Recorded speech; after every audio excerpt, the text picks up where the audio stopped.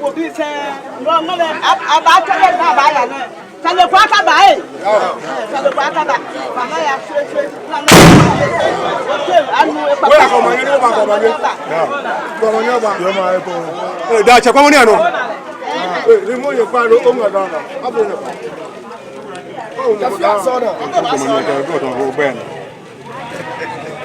I should don't come in. I should don't come in. No, no, no.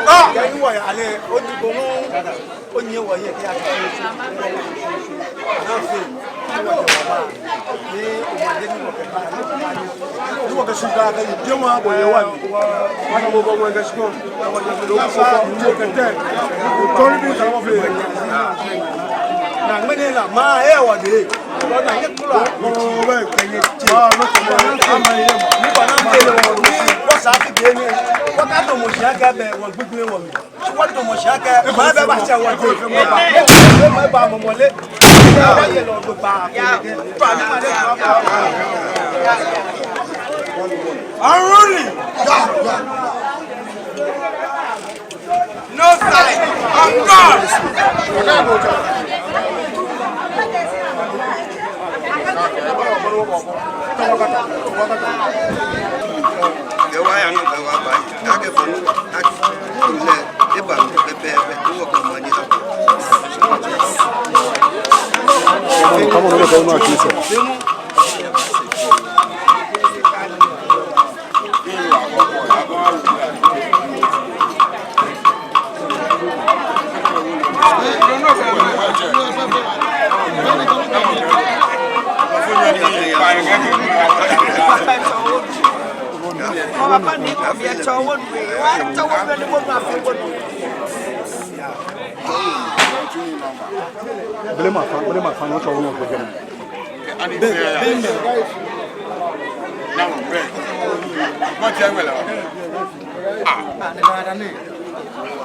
The reserve players no touch line. I was just an arm, man.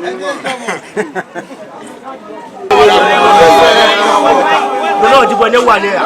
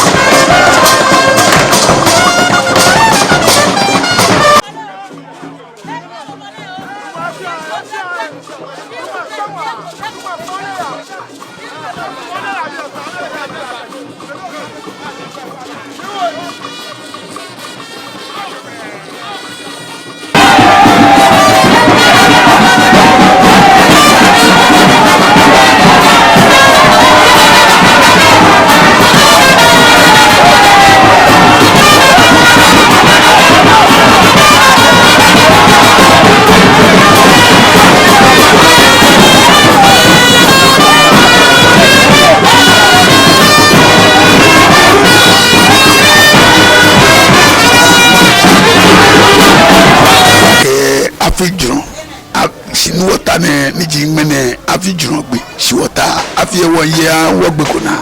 no mi amofre mo afi o afi alago e bari na wo yegbo na alonte din ko aka fote ka bi o shan ke wo ye mi mo ni yo ni anya afi ne be kenye mbomi to mi ni aya akoto fa ni jete amonche wo isakumo choish Amamoley wo shan wo mankobe many OBF sakumo choish bi ka sene bi oye Nii Commey eni tado kemi yore nunwe ni obeje woku to atore ni ogba mi eto ese ne woke mbabie da afika wo so ni yegan eno chi mbabie mba wa me ni somo eke eye mu oko wa na mi ebie mba wa da afije ngmenepe iberi nke mbabie da afika so ni atan eka eke mbabie mba wa me eke amehu amena mishe age ameche komeku ibakwe amense oko wana miebie be body yole ne emino mambi fe bo mi to acho mi numo manje shiche gamble ma Ayawaso wo mo o manye jemawon mi neke jemawon ne loni akababu ade ye gamble ma Ayawaso loni asineme jemawon ni asineme chumo ikusumo ye gamble ma Ayawaso ka ke gamble ma Ayawaso we blema jemeji the big Accra dani bia ne ta keni bi kome ewo eba chon small Accra ni Jamestown boy achon big Accra ewo manye jemawon shime pele lona kenna lona keso kusun fe ewo manye ka ba yi mpa na ba chukusun ko achole ne gbelo agbo na gbe na won achole ne baba nga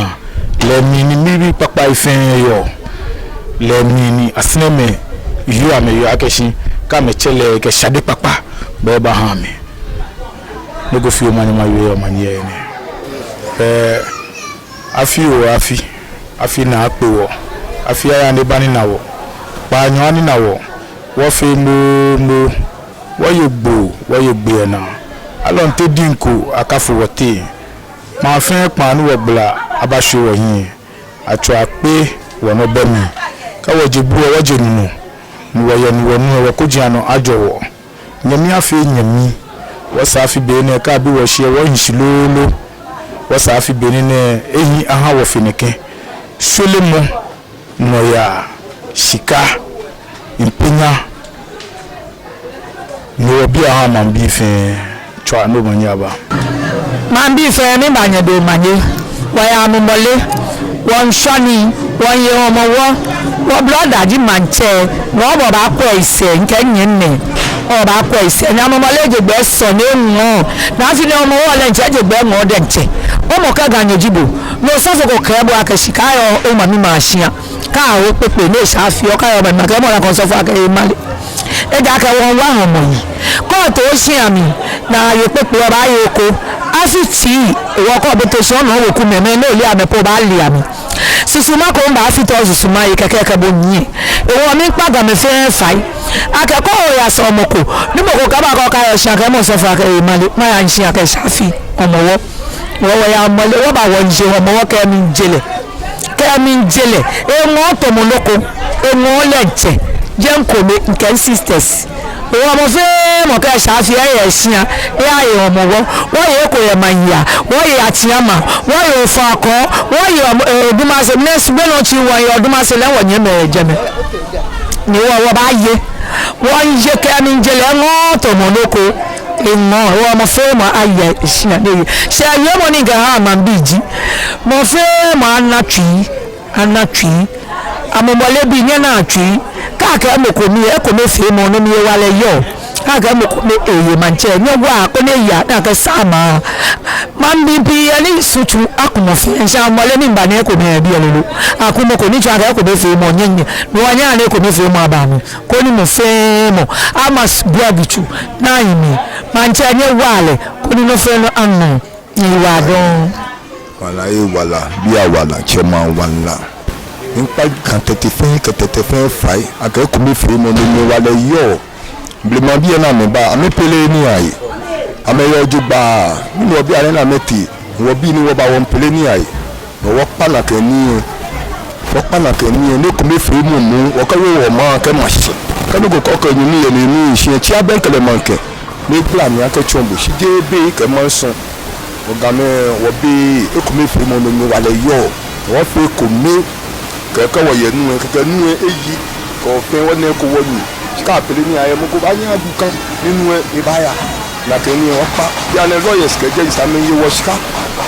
because aye wo shika because ekumi fi mo ni be wo na fi na ba ni wo fe na ke ni o ko wo kam ya ke koko ye ni bi ni ka bia ta fa te lawyer alo je ni ko sale ba le elo wo ku mi sale e ba ne ba gbele ba wo ku mi ne ba bla mi le e ke da gbe aya ba chi ato wo ba ya o ba gbo si wo bi ba chira na ke ni wo pa wo fe ku mi ni ke no ya ba wo ga fe npa te de fe fa chalo mani amrad ni anya ayeko le hu ake nyechunu chumo wulu ni won ti wo gbe ko na silololo ayeko ele ma hanye mi aga me fe afi na pe wo afi aya ni ba ni na wo e ba nyu ani na wo fe momo wo pa ni wo gbla e ba hwe wo hie afi bene wo ya no feneken ka bi wo hie wo fe blue wo ye afi bene mo fe mo no ni kon hie no ta wo fe ye onyo ke hye ko e ja ke ka ha bo wala pe o ba da nu mo hie ni wala ka ke ha bo e ake ha bo no ke tashin ake ha bo no ke fe no ko ewo ke ohinhia hu no ugbehien na bakani onu chumo no chu no baje na mi yen me wo na mbio akachi man bi ke nyeme ke nyandu me ne ba pe bie nya wo ke no ko papa fe mo awo echi ami bona fe da ka ba chi wo gbe tan ake no ko papa afitai bo ma de sale bo fe abo do ba fe mo ko ken ni sumo sani chi ka kwa no ko mo nyumbo e ja ke le ko wo fe wo no no ewo mi da ngun ke shi kon fe shi mi da nu mo kon me mo ni bato mane ni mene be bi eni wo so ani ne mi da le shin mi da asene onupa fe shi ake amami hawo iwale ni wonye wo fi ono ni wo fi ono media house radio stations ke mo fe mo ni yo bie mi da mo fe mo shi ake ni so won wo hie mi lolo wo gbe kona si wo ba se wonu mo gba mi weku icho noche wo ba se sian ni ake ni be sani ka wo se bi wo ke boy ke nyanyumeni ke sun le ni wo cheke ba wo ka mi aye sian amane ene wo won chon am ake na ke mo ko nu je ni sani ko ba si won yan ake afi e ba ni na wo won wa homo yi e ja ke homo ko ye ko wo won e ko wo ye ni wo ke ko nsuesi ake ke lele ni sisa ye je wo che me sisa woni me sisa ke je ko ji pa we fe abane ko ne ye ni ana sisa ne ba ye won be won lo fronji ke ko lo ni yen siponji ama me ni ne ba se no fe ko jomo no e ba fe han wo da ne wo fi ani ni baba jomo han wo na wala fi wo no wo yo bon ni wo bo bon na numo amakai boji mo ni ota asene na ke o ka aka ya wo yan asene manche ni asene boy wanda boshi wanda asene manye hushi wanda mo femo ni yosumo ke ha gan homowo wanda leshi siku homowo wo ba fa feneke shin ake aye ko me hu ye wo shin ko me mi wo fa bi hu tete jame shin mene boni ibale inwon na feda ni minda mambishi minda nyemme ke sun lo ne ba kwewo ise fe shi ake lololo wo ye bi wo ke je ba file pepepe choku aka to aboku te ko aka to aboku ko aka ba mi no ko aka ba mi bona fe ninu mo ni awo iwale da ni awo iwale ni wo ke fe ko twa ni o ma ni abla